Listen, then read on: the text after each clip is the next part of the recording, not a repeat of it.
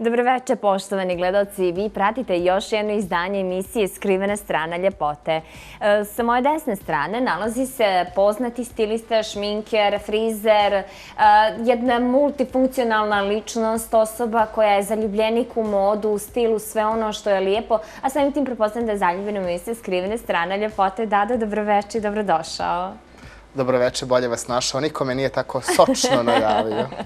Dado, evo za početak, ja sam vas najavila kao stilistu, kao osobu koja zaista je pravi zaljubljenik u modu i negdje samim tim kada se pojaviš ti trudiš se na najbolji mogući način da inspirišeš sve one ljude koji te vide i negdje u tebe vide izuzetno, da kažemo podgorički rečeno, skockanog, urednog tipa koji onako voli modu, voli sve ono što je lijepo.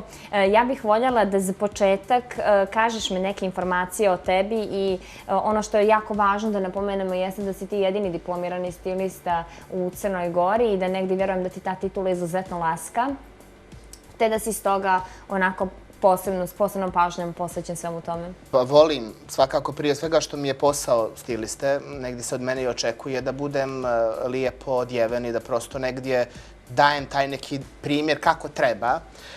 Pored toga što imam neki svoj stil i pored toga što sam u modi u potpunosti i u svoj toj umjetnosti, negdje smatram da je to najbolji način da iskažem sebe, jer je moda negdje najbolji način da čovjek iskaže negdje svoju individuu i ono što zapravo posjeduje. Dobro. Često možemo i da prepoznamo kakvi su ljudi zapravo po karakteru, po njihovom načinu odijevanja. Stvarno? To je zaista moguće? Pa da, pomenula si da sam jedini diplomirani stilista. Da ja znam, jesam. Završio sam u Španiji Mary Cielo akademiju za frizera, šminkera i stilistu, tako da sam, pored svog tog praktičnog dijela, imao i taj teoretski dio koji se sastojao od jednog semestra, tačnije od punih 6 mjeseci svih tih različitih ispita kada je u pitanju samo poznavanje umjetnosti, mode, tkanine, stilova i tako dalje.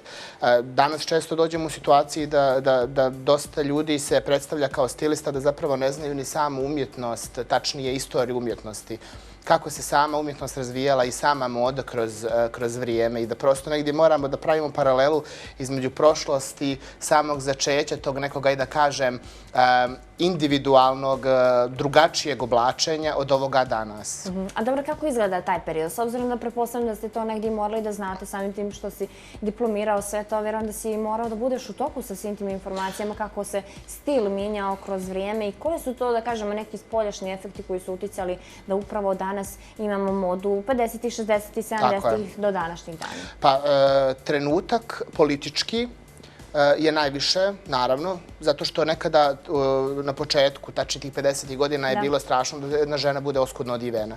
Tako da samim tim nekim razmišljanjem i psihičkim stanjem većine ljudi je negdje bilo u stvari diktirano kako će jedna žena da bude obučena. Ajde sad više pričamo o ženama, muškarci su negdje malo manje aktualni po tom pitanju, kasnije ćemo i o njima, ali žene, mi smo imali njih, znači, zakopčane do grla, sa korsetima, da se ne vide obline, široke haljine koje su padale. To je sve onaj period od 50-ih godina. Naravno, kasnije dolazimo do evolucije svega toga i evo došli smo danas do jedne prelijepe, kratke haljine koju ti danas imaš u emisiji. Hvala ti, hvala ti. Negdje su se, pretpostavljam, i žene vremenom osnaživale i uticale su na to da se izbore za sebe, da jednostavno to što obuku, kao što si ti rekao, govore dijelom o sebi, pa negdje i ima vezana poslovica odijelo ne čini čovjeka, u nekoj mjeri ipak čini. Vjerujem da ipak govori o tom nekom našem senzibilitetu i karakteru i ko smo mi u stvari. Pa opet i ova crna haljina govori o tome na koji način žene žele da budu slobodnije, da više sebi priuštaju neke određene stvari, a to je sve već, pretpostavljam, pitanje stila. Tako je, pa odijelo ne čini čovjeka, to je poslovica, tačnije izreka koja je bazirana na tome da novac u stvari i da skupocjenost same odjeće ne čini čovjeka. Svakako da ono što ćemo da obučemo, zamislite da sam ja danas došao u haljini, ili u korsetu ili u nekom trikovu. Naravno da bi svako mislio da sam ili transvestit ili da sam psihički oboljela osoba, tako da odijelo čini čovjeka, mislim, sad ostaje baš onako neki lijep utisak. Tako da moramo da vodimo računa gdje... Ti mene pohvalio da... Da, tako da moramo da vodimo računa gdje, kad, kako, šta oblačimo. Prosto negdje postoje razni dres kodovi koji moraju da se ispoštuju kao i u svemu. Zna se kako ćemo poći u pozorište, u bioskop, u izlazak večernji, u emisiju, tako da sve to ima svoje. Upravo sam to htjela da prokomentarišem sa tobom. Iz nekog razloga su nam se malo pomutile određene stvari kada je stil u pitanju. I želja da kopiramo određene javne ličnosti, osobe koje nam se prezentuju sada već na društvenim mrežama u izuzetno jakom stilu i marketingu, možemo slobodno reći. Mi smo, čini mi se, malo zapostavili sebe i to ko smo mi, pa smo onda krenuli da ličimo na određene osobe.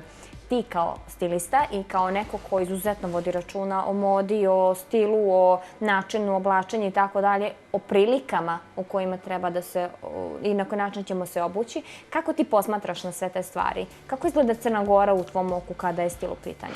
Pa istina, sve to što si navela je stvarno zaista istina, zato što društvene mreže, Instagram i ostale platforme koje nam pružaju dosta informacija, koje znaju da budu vrlo korisne, a također mogu i da nas pretrpaju informacijama, pogotovo ako nemamo istančan svoj modni ukus i pogotovo ako nemamo neki individualni stil izražavanja kada je moda i način oblačenja u pitanju, često možemo da postanemo i da skrenemo sa puta.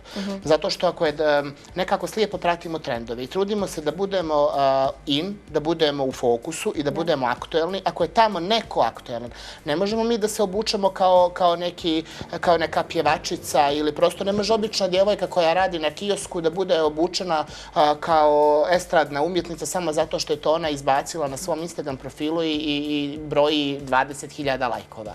Negdje smo izgubili prije svega osjećaj pripadanja samih sebe, a onda smo izgubili i osjećaj i za modu i za sve ostalo. Jer mislim da je sve podređeno sada društvenim mrežama koje su iskompleksiranim ljudima koji imaju manjak samopouzdanja zaista pomogle. Evo, ja sam baš danas razgovarao s jednim prijateljem koji je stilista u Srbiji.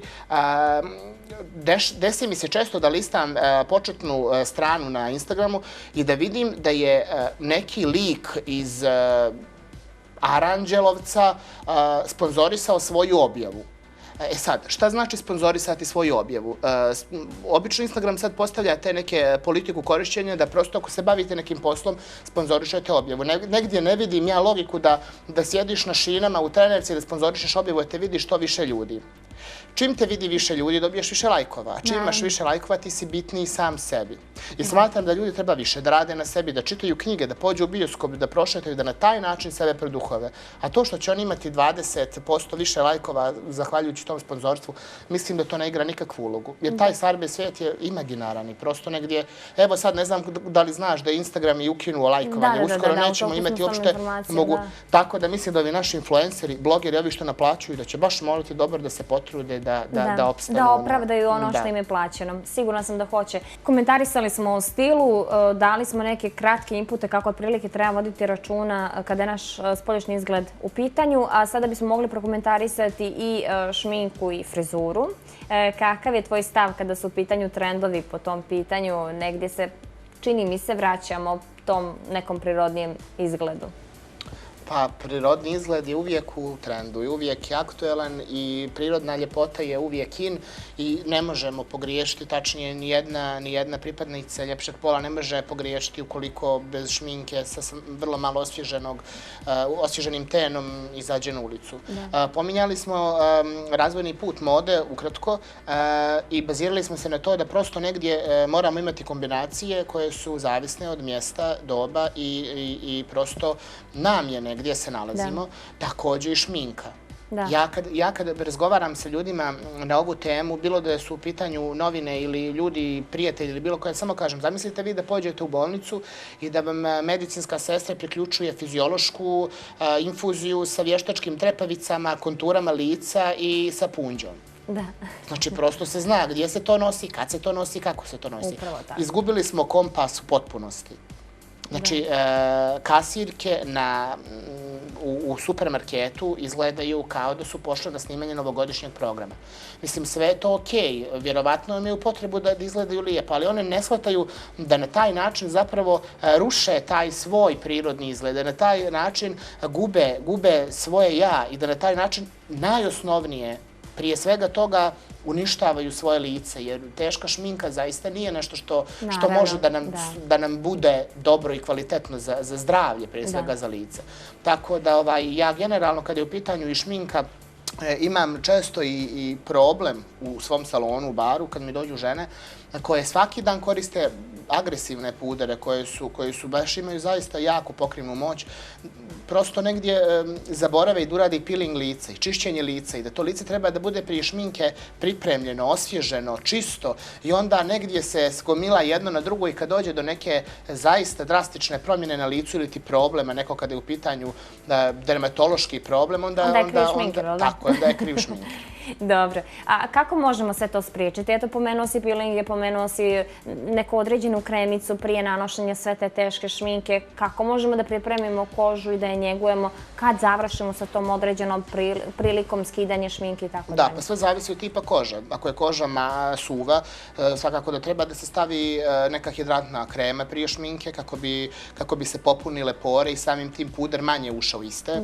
Ako je koža masna, stavit će se neki primer koji će matirati ten, da se ne bi otvarale pore, da ne bi sijala koža, da ne bismo imali slojeve i slojeve pudra da bi dobili taj mat efekat, jer onda kasnije moramo imamo i foundation i mat i setovanje lica i svašta nešto i onda prosto negdje često mi dođe klijentkinja i kaže ja neću da izgledam, da mi se vide bore, da budem ukočena. Pa to mora, ako neko prosto dođe sa licem koje je u lošem stanju, a hoće po svaku cijenu da pokrijemo nedostatke, prosto mora. To vam je kao da radite fasadu na zidu, imali ste vlagu na jednom dijelu kuće i morate da stavite stiropor da biste stavili kasnije sve što ide, ne možete samo da okrećite. Da, upravo tako. I tako da ja volim ovako slikovito malo da objasnim, neću sam vjeriti, pošto sam inače profesor književnosti pa volim da koristim stilske figure i da slikovito objašnjavam, tako me najbolje shvate. Pa da, sigurno sam da ti tako najbolje shvate. Neke anegdote u vezi sa tvojim poslom. S obzirom da tako lipo slikovito objašnjavaš sve te situacije u kojima se nalaziš, negdje i moraš biti malo i psiholog kako bi ušao... Puno psiholog. Puno psiholog, jel? Pa da. Kako bi ušao, da kažem, u ulogu toga da moraš da nekome promjeniš izraz lica, da nekome promjeniš ono na što je navikao i prilagoditi se njegovim željama, ali opet ne odstupajući od toga da neko kaže da me našmika, pogledajte šta mi uradi, a u suštini ta osoba to i tražila. Nikad se to nije desilo. Zaista da ne budem pretenciozan i da ne budem prepotentan, što inače nisam, znaš, sama. Zaista se nikad nije desilo da se neko požali. A kad su u pitanju anegdote, dešavalo mi se recimo, pošto zaista vikendom dosta imam svadbi, to su obično mlade koje, dešavalo mi se recimo prije par sedmica da sam 4 puta šminkao mladu. 4 puta? 4 puta sam je šminkao i 4 puta smo skidali šminku zato što je ona dovela majku, sestru i ostalu rodbinu. I onda su tu oni prisjećali nekakvih njihovih privatnih momenata i života i onda su tu, znači, ja već tu nisam imao problem kako da je našminkam i šta da uradim, nego sam imao problem da zaustavim ženu da plače.